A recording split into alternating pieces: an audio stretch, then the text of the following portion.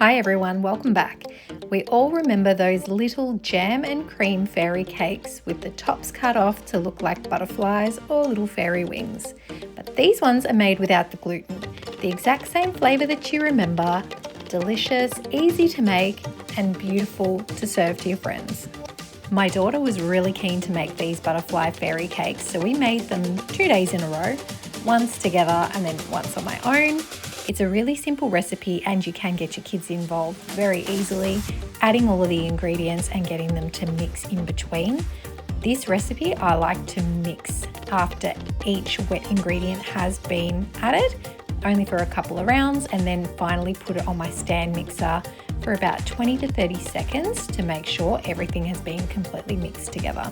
I find the easiest way to add the batter to the patty cakes is using an ice cream scoop, but if you don't have one of them, you could just use spoons or you could use 1/4 cup measure, and it does the same thing, just making sure that there's an even amount of batter in each of the cupcakes so they all end up the same size or roughly.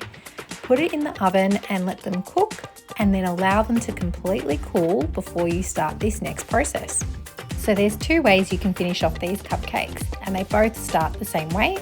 Firstly, take a knife and hold it on an angle and cut into the cupcake as if you're cutting out like a tornado shape. Then put the lid of the cupcake that you've just removed onto the bench next to that same cupcake so you can match it up with it again later.